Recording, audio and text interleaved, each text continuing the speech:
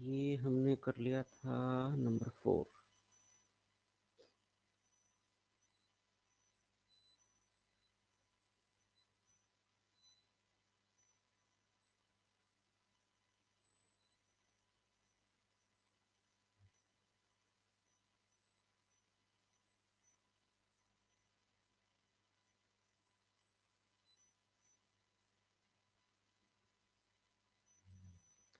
Fifth से शुरू कर रहे हैं।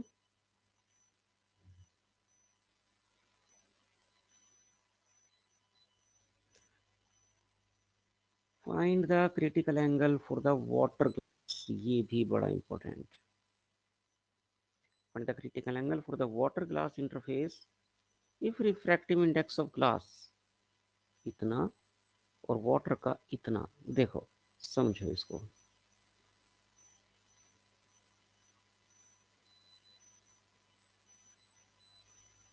एक लीजिए glass slab,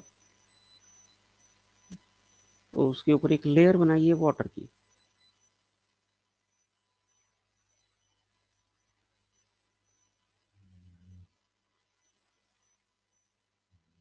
this is water, this is glass. दोनों के रिफ्रैक्टिव इंडेक्सेस कितने दिए हैं आपको? 3/2 ग्लास का, 4/3 वाटर का।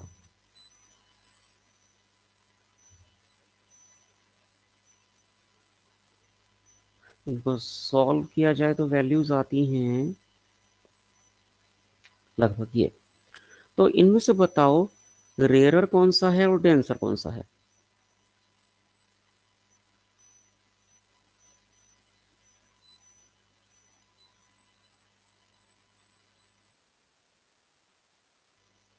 बताओ which one is rarer, which one is denser? Refractive indices पता है आपको दोनों की?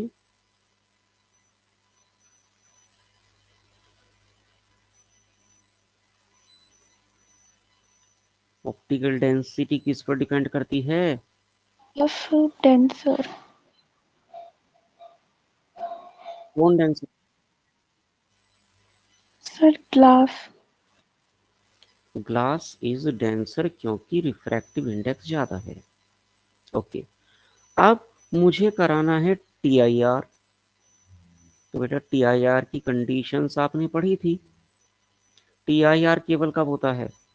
जब रे ऑफ लाइट डेंसर से रेयर में जाए या रेयरर से डेंसर में।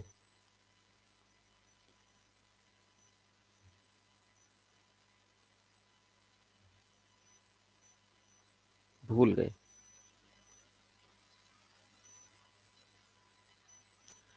For TIR ray of light should pass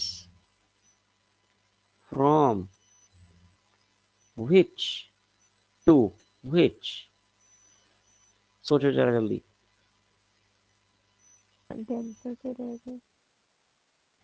denser से रेयरर में जानी चाहिए, तभी होता है टोटल इंटरनल रिफ्लेक्शन।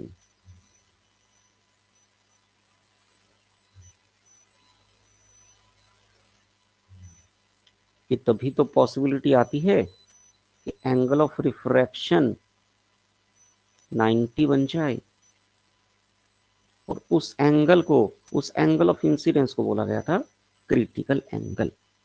पूछा क्या है न्यूमेरिकल में? Find the critical angle. वही एंगल पूछ रहा है ये आईसी, जिसके लिए एंगल ऑफ रिफ्रैक्शन कितना बन जाए? 90 डिग्री। तो from glass to water, therefore बस स्नेल्स लॉ यूज करना है आपको। साइन आई से आपको निकालना है, साइन आर आपको पता है, इज इक्वल सर टू। आशा में मैसेज आया कि इसका ट्रीटमेंट ओपन होने में बहुत टाइम ले रहा है, तो वो जैसे ही ऑन पे वो ज्वाइन कर लेगी।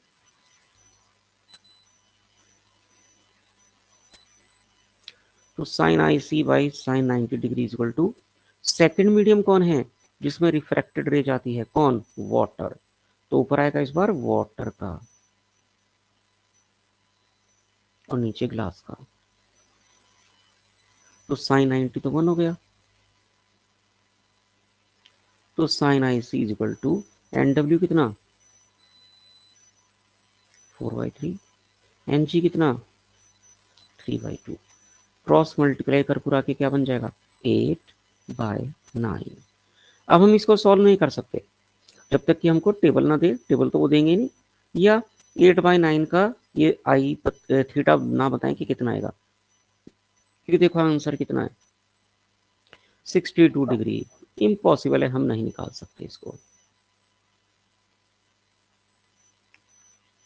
साशा आ गए आप? Good morning sir. Yes sir, अब जाके आया। तुम रात को सोते नहीं हो?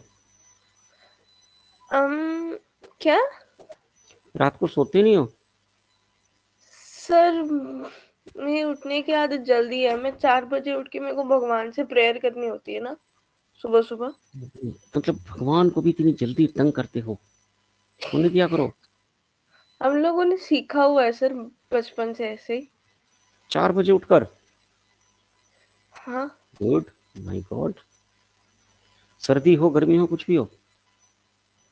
यस सर, जैसा जितना इम्पोर्टेंट फैमिली वो भी उतना ही अरे इम्पोर्टेंट वाह, sir. No good good difference. Good, very good. मैंने तो सुबह उठकर देखा, वॉइस मैसेज आया हुआ है, टाइम भूल गए थे आप? यस सर, मुझे कंफ्यूजन हो गया था कि अब, क्योंकि मेरे पापा का ऑफिस स्टार्ट हो गया था ना आज से, तो मेरे को लगा कि ये स्कूल वाले तो कभी भी आप लोगों को बुला लेते हैं ना, इसलिए पूछा। मुझे कहाँ सहारनपुर से बुलाएंगे। अच्छा, आप अभी सहारनपुर में हो? ओके, ठीक हम्म, है। चलिए ओके। हाँ तो ये न्यूमेरिकल, क्योंकि आंसर आपने देख लिया ना इसका क्या है 62 डिग्री 44 मिनट, इसको मिनट कहते हैं, ये तो आप लोगों ने कभी पढ़ा भी नहीं होगा। देखो चलो, हमारे सिलेबस की बात नहीं है, लेकिन फिर भी एक नॉलेज हमें हो तो अच्छी बात है। पता है जो हमारा 1 डिग्री एंगल होता है उसको भी बांट दिया गया है, मैथमेटिशियंस ने उसको बांट दिया है। उसको पता है किस में बांटते हैं, मिनट्स में। 1 डिग्री में कितने मिनट होते हैं पता है आपको, 60, और मिनट का सिंबल होता है डैश।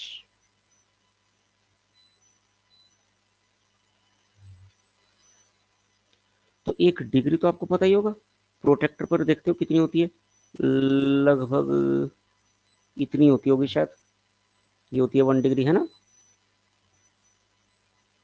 हम मैथ में कर रहे हैं। करा है आपने यस अभी 11th 12th में या यस 10th में करा नहीं है? नहीं करा था। सर, हम्म, 11th में ही है। 11th में नहीं मैथ्स मेरे करा पास था। थी ना, अच्छा 11th में 11th करी थी। होगी। हाँ तो इसको मिनट में बांटते हैं, और उससे भी चैन नहीं पड़ता, 1 मिनट को सेकंड में भी बांटते हैं, और सेकंड का 60 सिंबल होता सेकेंड। है, सेकंड का सिंबल होता है डबल डैश। तो अगर आपको वो ये वैल्यू बताएगा तब तो आंसर आप लिख कर आओगे, नहीं तो मतलब ही नहीं है, आप यहीं इसको छोड़ कर जाओगे। या हद से हद क्या कर सकते हो, देखो हाँ एक काम कर सकते हो कि I C is equal to sine inverse 8/9 ऐसे लिख लो। ठीक है, चलिए next.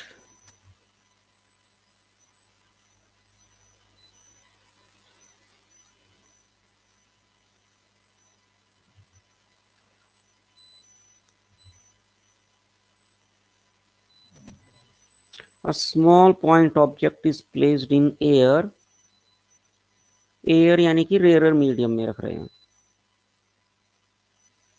at a distance of 60 centimeter from the convex spherical refracting surface। Okay, समझ में आ गया किसका न्यूमेरिकल है, कॉन्वेक्स स्फेरिकल रिफ्रैक्टिंग सरफेस। जब ऑब्जेक्ट कहाँ रखा जाए, रेयर मीडियम में। रिफ्रैक्टिव इंडेक्स दे रखा है कितना 1.5, और बाहर वाले का तो 1 ही हो गया, एयर है।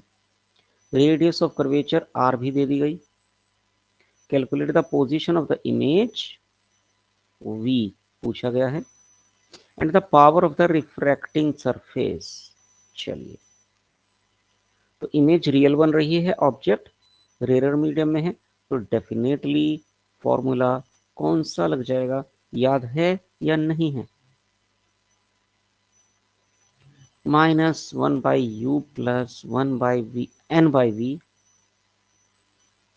is equal to n-1/r।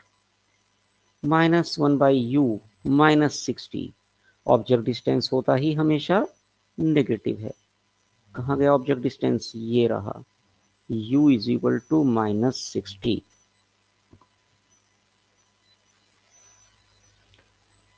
Plus n 1.5, v missing है, n फिर से 1.5 - 1, रेडियस 25 सेंटीमीटर है।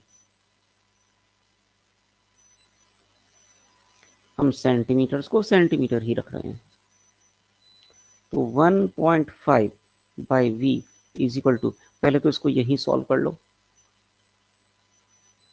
0.5 बाई 25, 1/50। तो अब 1/50 और ये क्या बचा था, प्लस हो गया था, इधर आकर माइनस।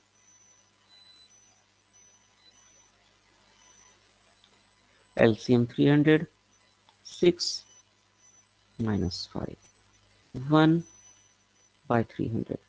तो v इज इक्वल टू कितना, 1.5 मल्टीप्लाइड बाई 450 इज द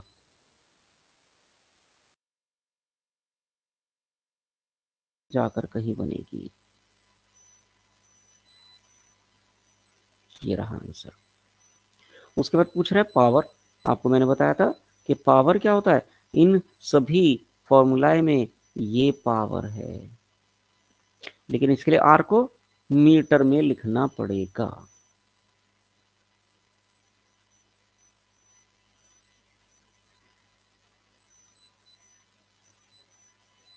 तो आर 25 सेंटीमीटर है ना, मीटर में क्या हो जाएगा, अपॉन 100 करके 0.25, यानी कि 0.5 अपॉन 0.25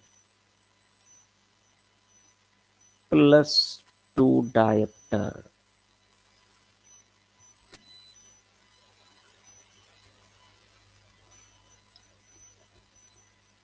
क्लियर? ठीक है।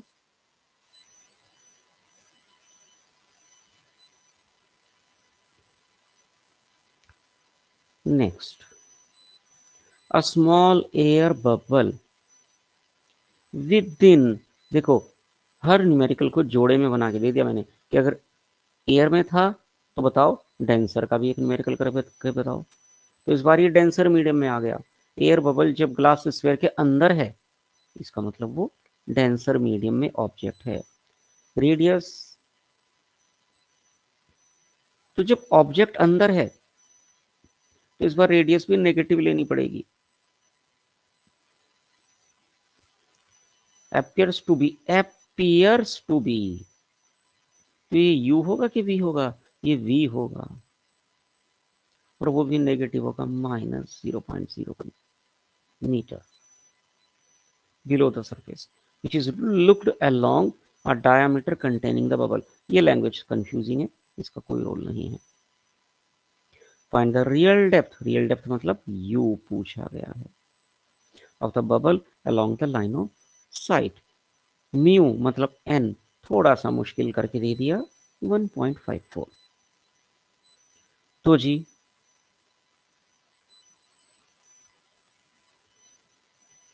फॉर्मूले में क्या चेंज आएगा आपको पता है, n और 1 अपनी पोजीशन एक्सचेंज कर लेंगे, -n/u + 1/v is equal to 1 - n/r -n 1.54 u पूछा गया है +1/, v माइनस 0.01,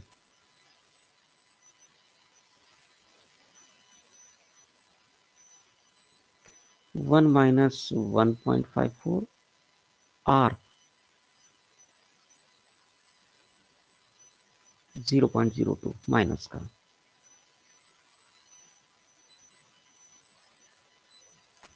ओके जी,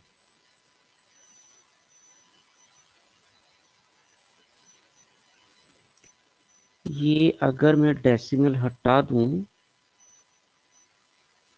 100 बन जाएगा, और माइनस का 100 उधर जाकर प्लस का 100, और ये बनेगा माइनस का 0.54 अपॉन माइनस 0.02, डेसिमल तो अपने आप ही चला गया, 54/2 क्या बचता 27, तो प्लस 27 इधर। ठीक, यानी कि minus 1.54 upon u is equal to 127। तो यू कितना,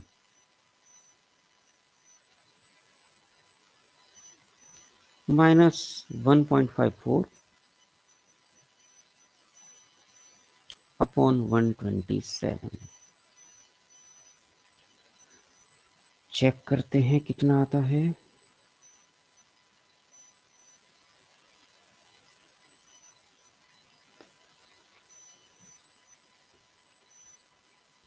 माइनस 0.0121 मीटर। सर एक बार पीछे करना। आंसर बिल्कुल सही है, ये लो।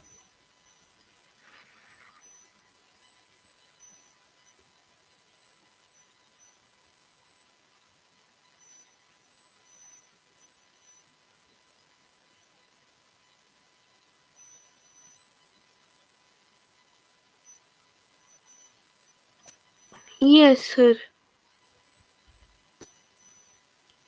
तो ये दोनों तरह के एक एक न्यूमेरिकल हो गए। ऑब्जेक्ट जब रेयर मीडियम में था, ऑब्जेक्ट जब डेंसर मीडियम में था। नेक्स्ट,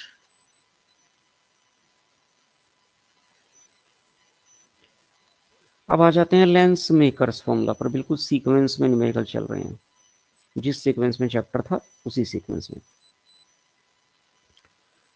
तो the radius of curvature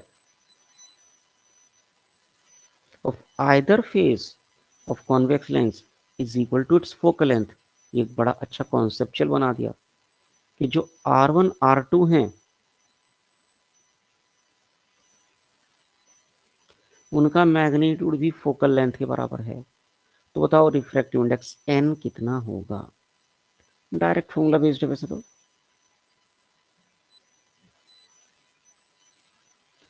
F no sorry R,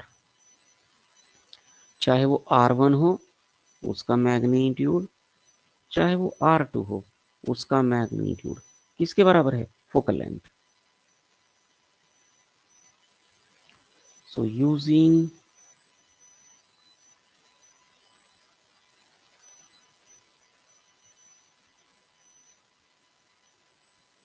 lens makers formula को चेंज कर पुरा के ये बन गया था ना ultimately.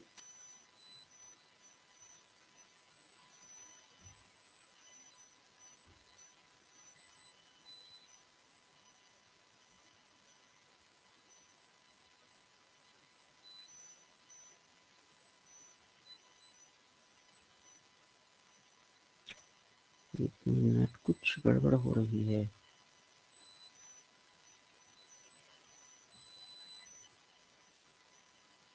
The radius of curvature of either face, मैंने उल्टा लिख दिया ना फॉर्मूला।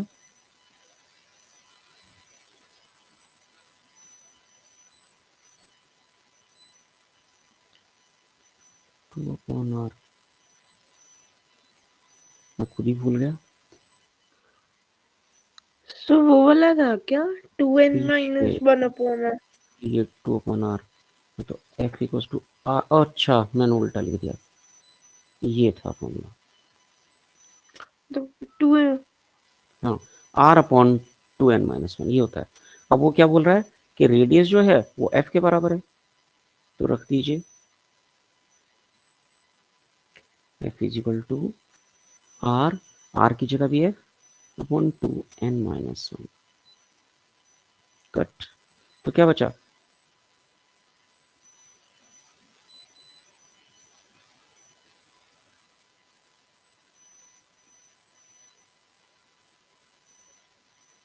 थ्री बाई टू या 1.5 भी लिख सकते हैं।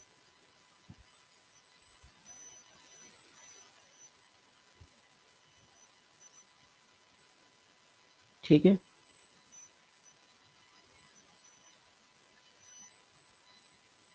समझ में आ गया। ये मिस्टेक आप भी कर सकते हो।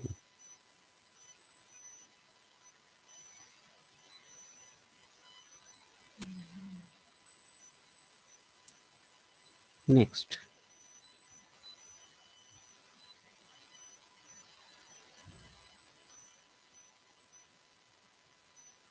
ये भी लेंस मेकर्स फॉर्मूला पर बेस्ड।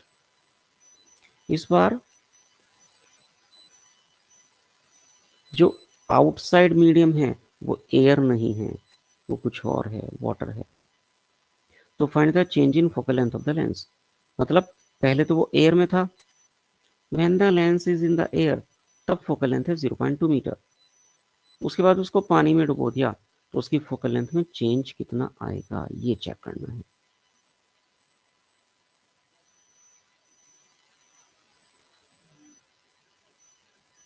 नाइन्थ था ना।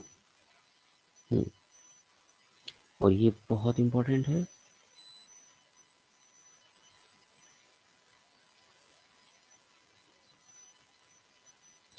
पहले व्हेन इन एयर, जब वो एयर में है तो यूजिंग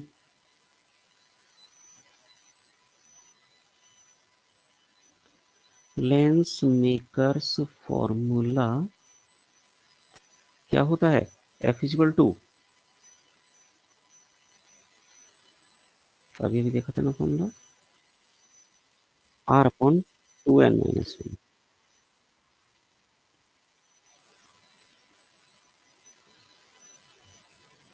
और कितनी दे रखी है फोकल लेंथ, 0.2 मीटर।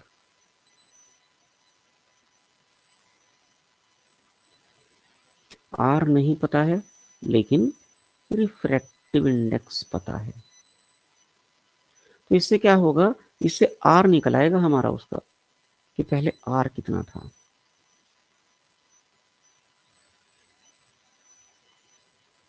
ये कितना बचेगा, 0.5 इंटू 2 1 ही बचेगा बस। तो R 0.2 मीटर आ गया। अब उसको डुबो दीजिए पानी में।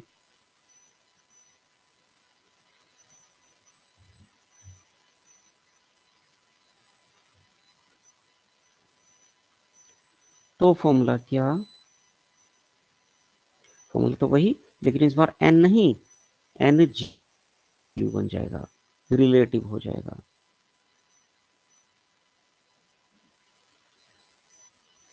n of g with respect to water -1, यानी कि n g divided by n डब्ल्यू माइनस,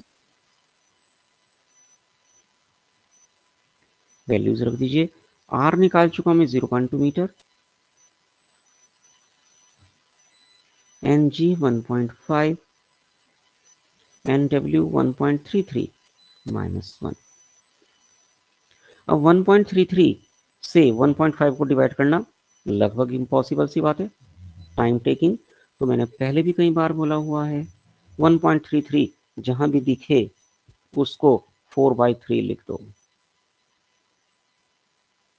तो लिख दो, पहले तो 2 से ये 0.2 काट दो तो ऊपर 0.1 बचेगा। अब एक काम कीजिए, 1.5 को भी 3/2 लिख दो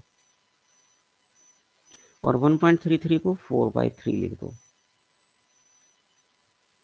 इससे फायदा होगा, देखो क्या, ऊपर तो 0.1 एज इट इज, नीचे इसको क्रॉस मल्टीप्लाई करके ये बनेगा 9/8 माइनस 1, 0.1 एज इट इज, ये बनेगा एलसीएम लेकर 9 माइनस 8/8, ये बाय 8 ऊपर चला जाएगा 0.8 अपॉन 1, यानी कि अब फोकल लेंथ उसकी एफ डैश कितनी हो गई है, 0.8 मीटर एफ डैश है now in water f dash, और पहले कितनी थी 0.2 मीटर। तो उसने पूछा चेंज इन फोकल लेंथ कितना, f dash minus f, 0.8 minus 0.2, 0.6 metre answer. देखो इसने क्या दिया है 0.58, तो इसको राउंड ऑफ करेंगे तो 0.6 ही बनेगा ना, तो इसका आंसर 0.58 क्यों आया होगा, क्योंकि कैलकुलेटर से सॉल्व किया है 1.33 ही रखा होगा। इज इट क्लियर, नोट हो गया था पूरा। Yes sir. साशा कौन नहीं है, चारों में। Sasha you noted, yes sir, हो गया।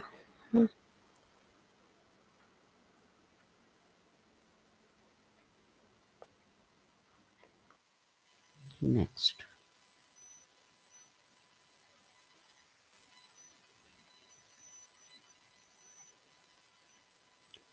again most important numerical and CRT based numerical।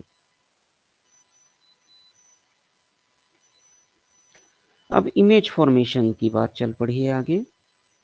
Convergent beam, convergent beam किसको बोलते हैं, जो एक पॉइंट पर आकर मीट कर रही हो।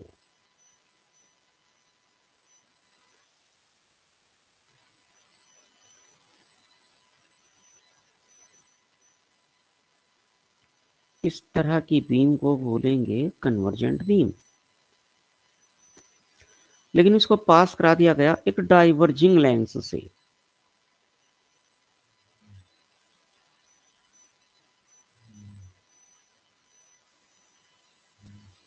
जिसकी फोकल लेंथ दे रखी है -0.2 metre, comes to focus at a distance of 0.3 metre behind the lens. Behind मतलब पीछे, मतलब तो क्या करेगा ये कॉनकेव उसको थोड़ा और दूर कर देगा ना, कितना दूर, 0.3 मीटर। तो ये पता है किसका काम करेगा, ये v का काम करेगा, दिस इज v। तो find the position of the point eight which the beam would converge in the absence of lens. यदि लेंस ना होता तो वो कहाँ कन्वर्ज होने वाली थी, वो किसका काम करेगा, u का काम करेगा। तो सिंपल लेंस इक्वेशन पर बेस्ड न्यूमेरिकल है, लेकिन थोड़ा सा लैंग्वेज को टफ बना दिया, कॉम्पिटेंसी बेस्ड बोलते हैं इसको। तो क्या हो जाएगा यूज, लेंस इक्वेशन।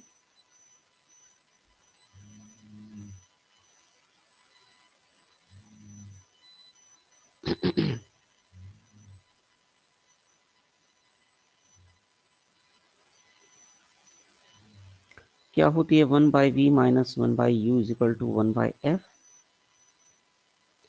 1/v, अच्छा आ रही है रेज इधर से, जा इधर रही है, तो इधर के पॉजिटिव और इधर के नेगेटिव, तो v, yes v will be positive 0.3 minus 1/u, u missing है, 1/f माइनस का 0.2, कॉनकेव की फोकल लेंथ नेगेटिव होती है। तो u का फॉर्मूला क्या बन गया, 1/u, अगर मैं इसको रीअरेंज करूं 1/u इज इक्वल टू 1/0.3, और ये माइनस का 0.2 इधर आकर प्लस, एलसीएम 0.6, तो 0.3 इंटू 2 और 0.2 इंटू 3, तो u क्या बन जाएगा बेटा, उल्टा कर दो, 0.6 अपॉन 5, 0.12 मीटर आंसर आ गया। क्लियर हो गया पूरा इसी पेज पर, या बोर्ड पर करके दिखाऊं, व्हाइट बोर्ड पर? नहीं सर, इसी पेज पर क्लियर है।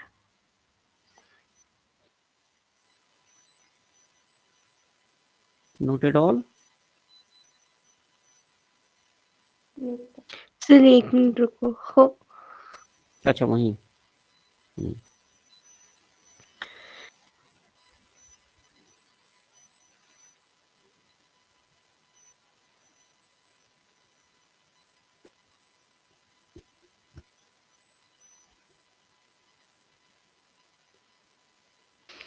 Yes sir. Okay,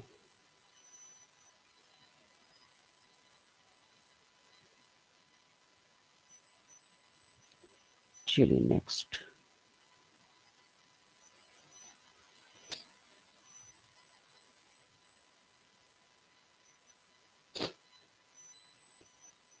A needle placed 45 centimetre from a lens, मतलब ये क्या हो जाएगा, u forms an image on a screen placed 90 centimetre on other side of the lens. तो सिंपल सी बात है, v हो गया, प्लस हो गया, ऑपोजिट साइड है, और क्योंकि इमेज स्क्रीन पर बन रही है इसका मतलब इमेज रियल है।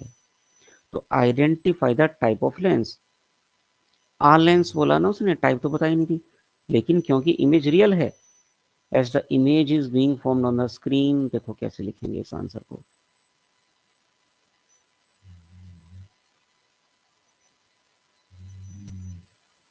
As image is being formed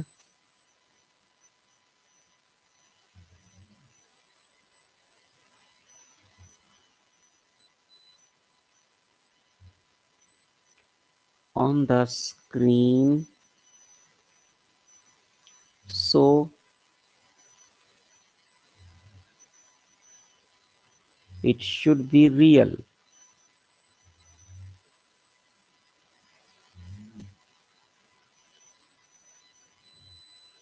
So तो रियल इमेज तो केवल कौन सा लेंस बनाता है, कॉन्वेक्स, सो द लेंस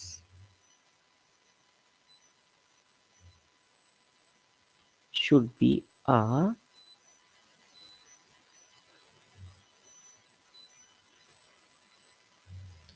पहला पार्ट हो गया, आधा नंबर मिल गया आपको।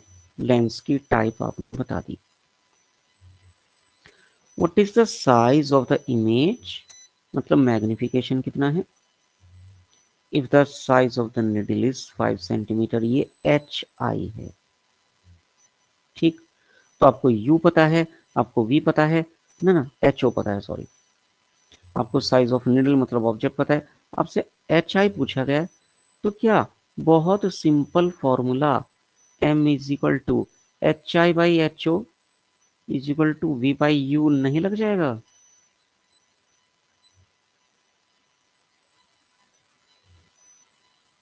अच्छा लेकिन हाँ, डिटरमाइन इट्स फोकल लेंथ तो निकालनी थी, चलो पहले तो ये अलग हो ही जाएगा। एच आई पूछा गया है is equal to h o 5, u नहीं सॉरी वी आएगा ऊपर, वी 90, यू माइनस का 45, ये हो गया 2 ज़ा माइनस का 2, 5 2 ज़ा 10, माइनस का 10 सेंटीमीटर। एक तो ये आ गया। फोकल लेंथ के लिए तो डायरेक्ट ही 1 by v minus 1 by u is equal to 1 by f, 1 by 90 minus 1 by minus 45, मतलब 1 बाई 90 प्लस 1 बाई 45, एलसीएम 90, 1, 45 टू ज़ा मतलब 2, तो एफ कितना, इनवर्स कर दीजिए 90 upon 3, 30 centimetre. Rote memory based numerical बोलते हैं इनको, रटी रटाई मेमोरी।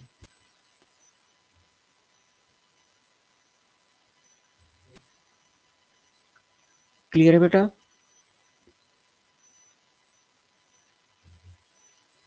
Yes sir. अगला भी बहुत ही आसान, बहुत इजी।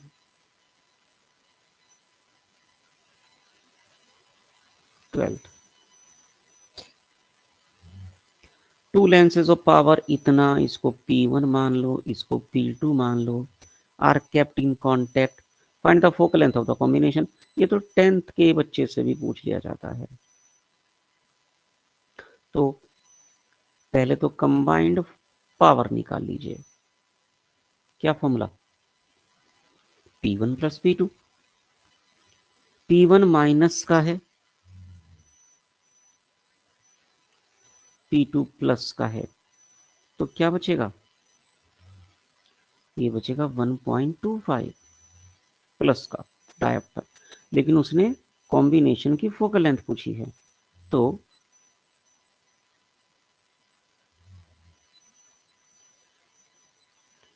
हमने P निकाला कितना?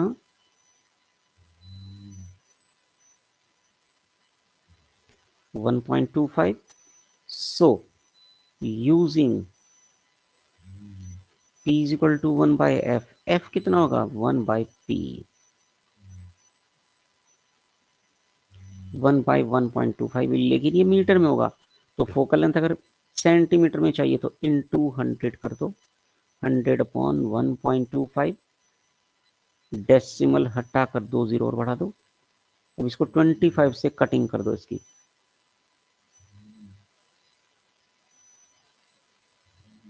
अब 5 से काट दो, 80 प्लस का 80 सेंटीमीटर, 80 सेंटीमीटर या 0.8 मीटर, एक ही बात है।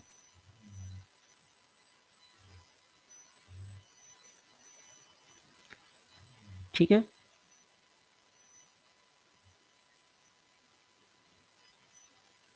चलिए जी। नेक्स्ट एनसीईआरटी का न्यूमेरिकल है, लेकिन काफी लेंदी न्यूमेरिकल मान लिया जाता है इसको।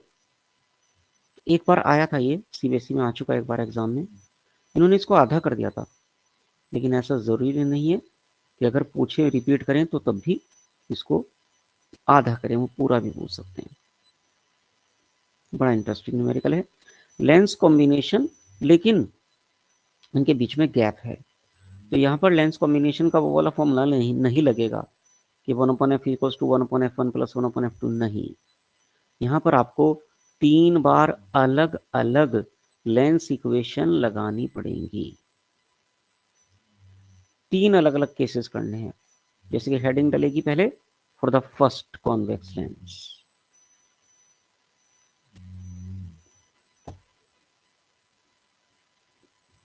For the first convex lens.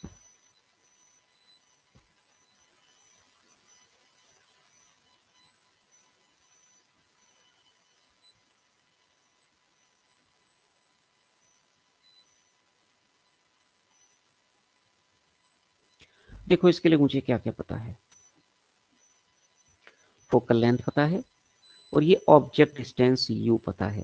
तो इसके लिए क्या निकल आएगा? v निकल आएगा कि अगर ये अकेला होता तो इमेज कहां बनती।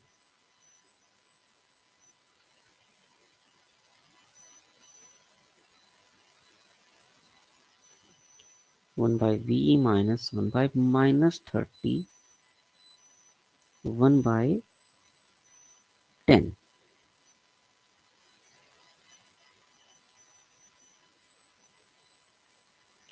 ये माइनस माइनस प्लस उधर जाकर माइनस फिर से।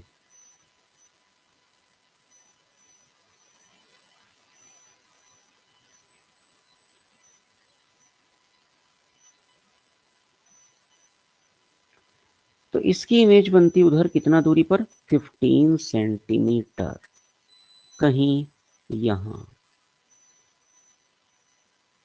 लेकिन ये तो 5 सेंटीमीटर के आगे ही हमने क्या रख दिया? हमने तो एक कॉनकेव लेंस रख दिया।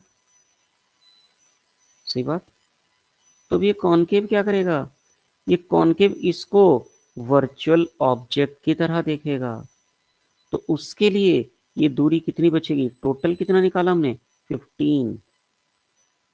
तो ये कितना बचा रह जाएगा, 5 ये था, 15 ये, तो 10 सेंटीमीटर, है ना। तो अगला हेडिंग आ जाएगा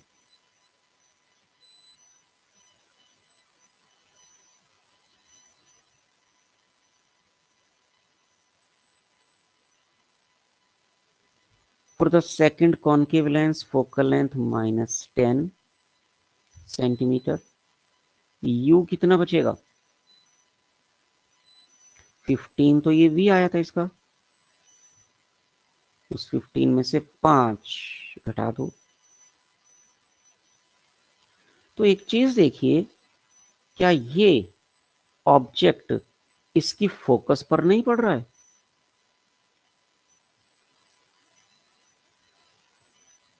Yes, sir. तो this image, this virtual object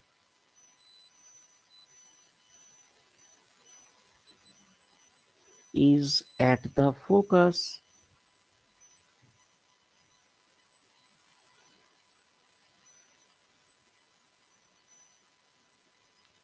तो बिना कैलकुलेशन के बता सकता हूं मैं कि इमेज कहां बनेगी,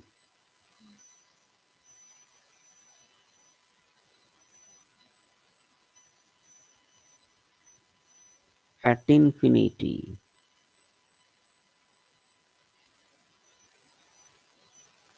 यानी कि इंफिनिटी पर कब बनती है, जब वो रेस को क्या कर दे, पैरेलल, मतलब ये रेस एक्चुअली यहां से निकलकर पैरेलल हो जाएंगी। Are you getting my point. Yes, sir. Yes, sir. ये पहले इस ऑब्जेक्ट से चली, इस ऑब्जेक्ट ने इसकी इमेज को बनाना चाहा एक डिस्टेंस 50 सेंटीमीटर पर, लेकिन ये पॉइंट तो फोकस है, तो फोकस पर वर्चुअल ऑब्जेक्ट रखा है, तो ये इन रेस को, मतलब इमेज को बनाएगा इंफिनिटी पर। इंफिनिटी पर मतलब ये रेस को पैरेलल कर देगा। और अगर अब ये पैरेलल हैं, तो तीसरे के लिए क्या बन गया, क्या थर्ड लेंस के लिए भी ये इंफिनिटी से नहीं आ रही हैं। Yes, sir. तो कहां इमेज बननी चाहिए, बिना कैलकुलेशन के बताइए। इसके फोकस पर नहीं बननी चाहिए क्या Focus इमेज। पर focus. कितनी है फोकल लेंथ, 30 30 सेंटीमीटर, और आंसर क्या दिख रहा है, 30 से ओके। बस हो गया। तो कैलकुलेशन तो बस पहली लेंस की थी, बाकी तो सब वर्चुअल है, आपको धोखा दिया गया है, इल्यूजन है, ऑप्टिकल इल्यूजन। तो so image will be formed at infinity। now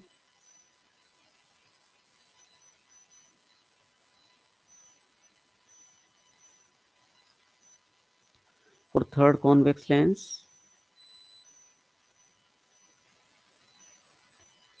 as the virtual object, अब इसके लिए भी वो वर्चुअल ऑब्जेक्ट है,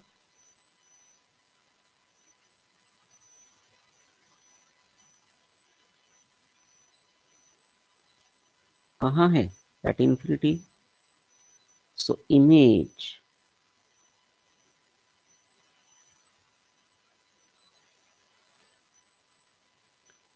will be formed at its principal focus, means at 30 centimeter from answer।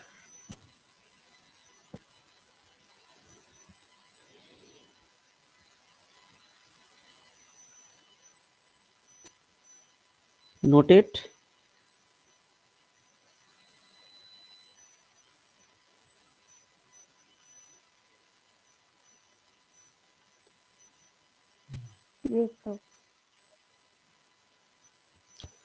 चलिए जी नेक्स्ट हम लौटकर फिर से आते हैं कहाँ,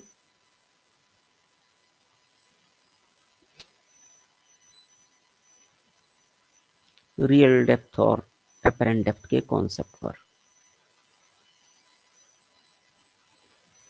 A tank is filled with water to a height of 12.5 centimetre.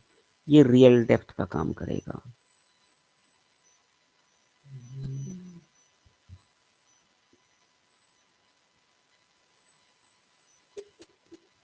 Okay. The apparent depth of a needle lying at the bottom of the tank is measured by a microscope to be, इस बार तो apparent depth भी दे दी है।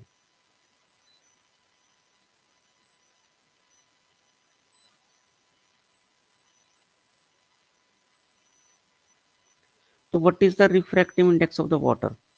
Direct formula based, यही लिख दूं n is equal to real depth upon apparent depth।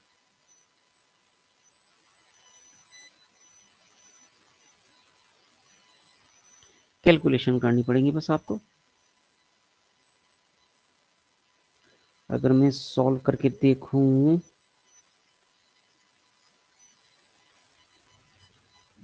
12.5 divided by 9.4, 1.329 मतलब वही 1.33 का राउंड आ गया। पहला पार्ट बड़ा आसान। उसके बाद अब वाटर को हटा के दूसरा लिक्विड डाल दिया इन्होंने, जिसका एन डैश कह दो उसको 1.63 up to the same height, मतलब रियल डेप्थ वही है 12.5। By what distance would the microscope have to be moved, तो माइक्रोस्कोप को कितना शिफ्ट करना पड़ेगा, मतलब एपरेंट डेप्थ अब कितनी हो जाएगी, निकालते हैं।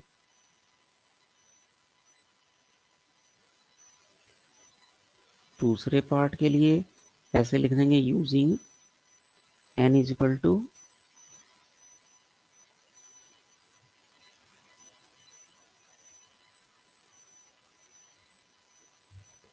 तो एपरेंट डेप्थ कितना,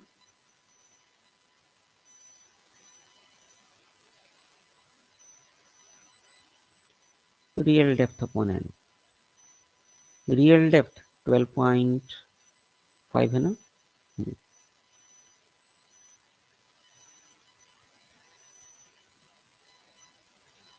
और n था 1.63, तो ये आएगा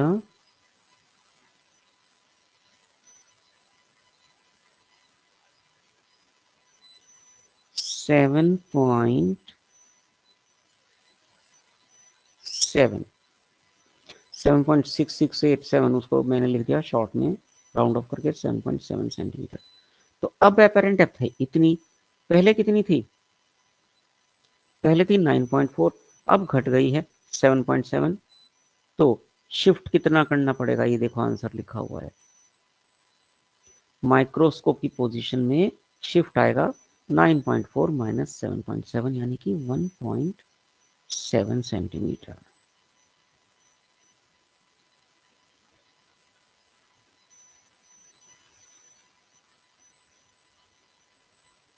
ठीक है,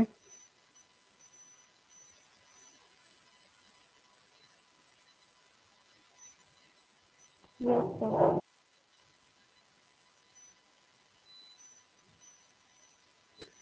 again NCERT based numerical important, वही जैसा भी किया था ना, कन्वर्जेंट बीम और रास्ते में एक लेंस रख दिया था, वो उसको डाइवर्ज कर दे रहा था, उसी के ऊपर बेस्ड है, ये भी important. A beam of light converges to a point P.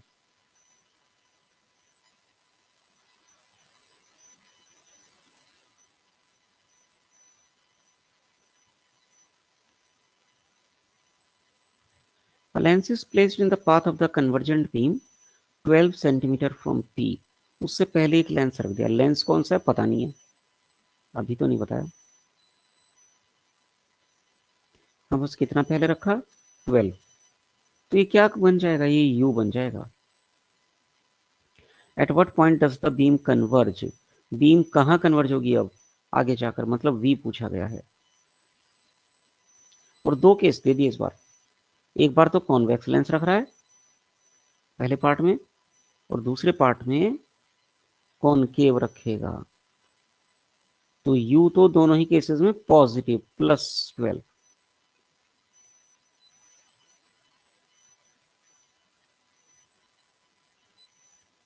f पहले केस में कॉन्वेक्स लेंस है तो +20।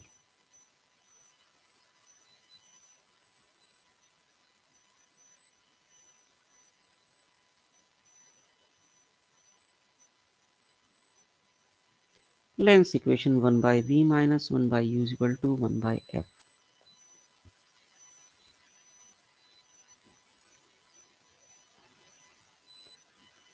v मिसिंग है, u12 है, f20 है।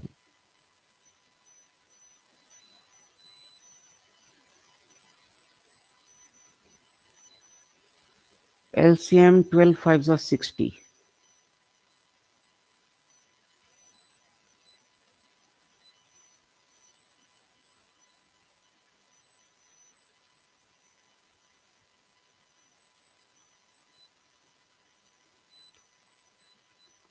तो कहाँ कन्वर्ज हो जाएगी बीम?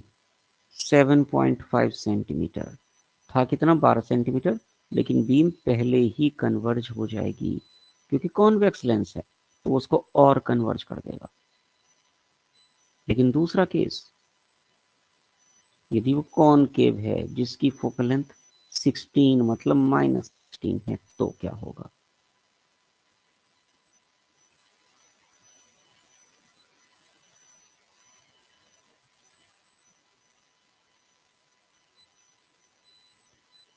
तो 1/v - 1/12, 1/-16।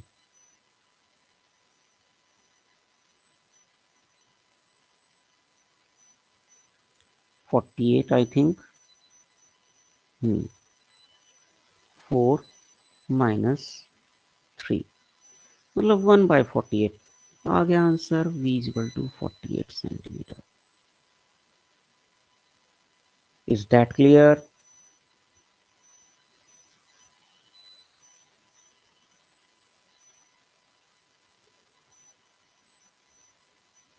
ठीक है।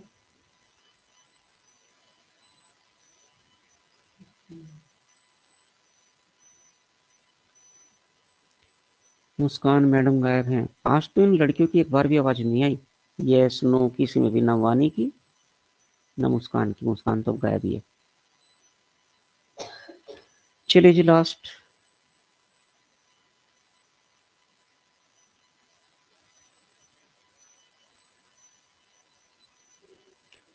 तो फिर से रिफ्रैक्टिव इंडेक्स के कॉन्सेप्ट पर आ गए। चैप्टर की शुरुआत में एक अच्छा न्यूमेरिकल बनाया है, उसके लिए इन्होंने ये एक लाइन मिसिंग है यहाँ पे, अपनी बुकलेट में एक लाइन ड्रॉ कर लेना। ये सरफेस नहीं दिखाया गया।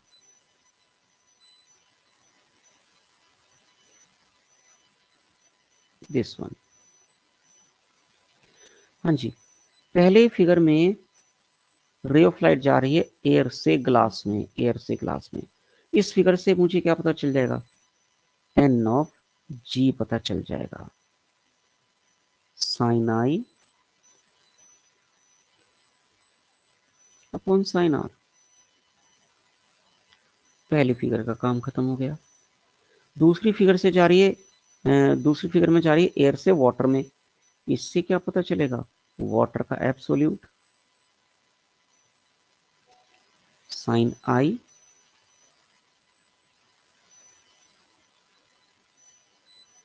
कितना 60 डिग्री, फिर से साइन आर 47 डिग्री।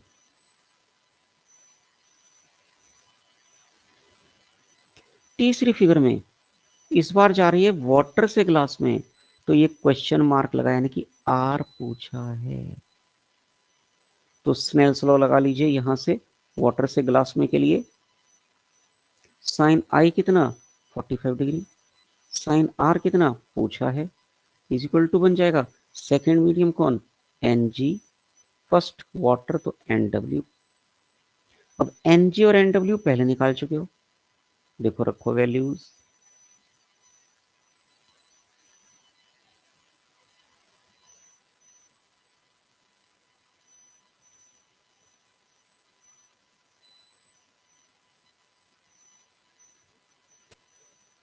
कितना था? साइन 60 अपॉन साइन 35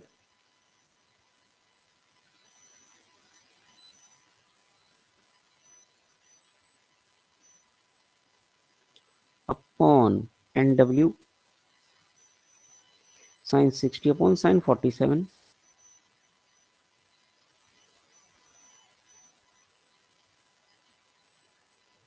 तो इसमें साइन 60 का तो काम तमाम, बचा क्या?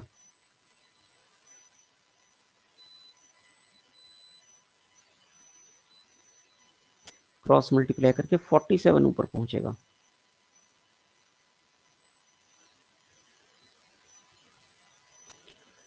फिर से क्रॉस मल्टीप्लाई करके साइन आर का क्या बन गया? Sine 45 degree into sine 35 degree upon sine 47 degree. अब देखो, हम तो इसको फर्दर सॉल्व नहीं कर सकते क्योंकि 45 की वैल्यू तो हमारे पास है क्या? 1/√2। But what about others? We don't have. तो हम वहां पर अगर ऐसा न्यूमेरिकल आता है वहीं छोड़ देंगे, लेकिन अगर आएगा ये न्यूमेरिकल, ये इस डाटा को चेंज कर देगा। कोई इजी एंगल ये आपको बना देगा जिसकी वैल्यू आपको पता होगी। लेकिन हाँ, कॉन्सेप्ट बहुत इंपॉर्टेंट है इस न्यूमेरिकल का भी।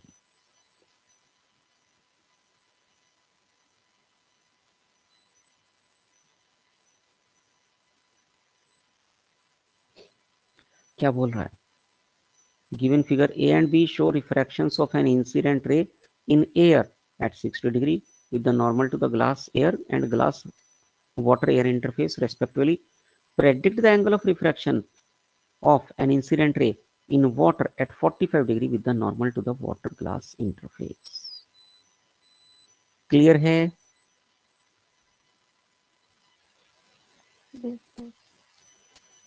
ये हमारा यह काम हो फिनिश न्यूमेरिकल्स का। इवनिंग में अब हम प्रिज्म निपटाएंगे, उसको फिनिश ही कर देंगे अगले चैप्टर को। और कल हम ऑप्टिकल इंस्ट्रूमेंट्स, तो मेरी कोशिश ये रहेगी 3 तारीख को आपकी ऑप्टिक्स खत्म हो जाए। हद से हद भी अगर चलती है, बहुत ज़्यादा भी, तो 4 तारीख तक हम इसको मानेंगे, क्योंकि एक दिन इनमें से कल परसों I will be travelling also, I will be moving going back. तो उसमें देखेंगे एक आधी क्लास मिस हो सकती है, तो सुबह की या शाम की। शाम की होगी, सुबह की तो नहीं, पढ़ा कर जाऊंगा। तो मेरा जो टारगेट है हद से हद 4th तक ऑप्टिक्स फिनिश। 5th को दोनों क्लासेस मिलाकर dual nature finish. Dual nature मतलब 7th यूनिट एक दिन में हो जाएगी। 6th को और 7th को और 8th को 8th यूनिट फिनिश, बल्कि कम ही टाइम लगेगा, मैं फिर भी ज़्यादा ले रहा हूँ। उसके बाद 9th और 10th को 9th यूनिट फिनिश। बहुत ज़्यादा दिन लिए मैंने, ये इनसे कम ही लगेगा। मतलब बहुत हद तक भी अगर हम बोलें 10th तक आपका ये फ्रेश बैच का काम खत्म। 11th से बस हम शुरू कर देंगे फिर रिवीजन का काम केवल। ठीक है? फिर आप 2 to 3 भी क्लास ले सकते हो वैसे। आपकी टाइमिंग अब क्या क्या है ट्यूशन के? फिर अब तो 4:30, वही 4:30 कह रही हूँ, 4 o'clock करते काम सब बिजी ही है। अच्छा, 4 से देखो कोई इवनिंग तक ना? टाइमिंग है मतलब जैसा अच्छा, बीच में दोपहर में आप फ्री हैं? जैसा। चलो ठीक है, जैसा भी होगा मैं बता दूंगा। साशा का भी तो डिपेंड करता है ना। ओके क्यों साशा, आप कब कब बिजी होते हो? सर मैं 4 से पहले तो मैं भी फ्री ही होती हूँ, मतलब इन केस अगर स्कूल ना हो तो 4 से पहले तो हम फ्री। अगर पेपर भी हुए तो 12:30 फ्री हो जाएंगे ना आप तो पेपर से। हाँ नो सर, भावना मैम ने बोला कि पेपर देने के बाद भी जो अगला सब्जेक्ट टीचर होगा वो रिवीजन लेगा, तो तुम्हें पूरा रुकना है। सब्जेक्ट टीचर कहाँ है? कोई भी टीचर नहीं है, उल्लू बना रही है, सब गए हुए हैं पता छुट्टी पे। अच्छा ओके। जब मैं यहाँ चलेगा। हूँ तो बाकी बाकी क्या बेवकूफ हैं जो बैठे हैं? बोल तो मैम ऐसा रही है।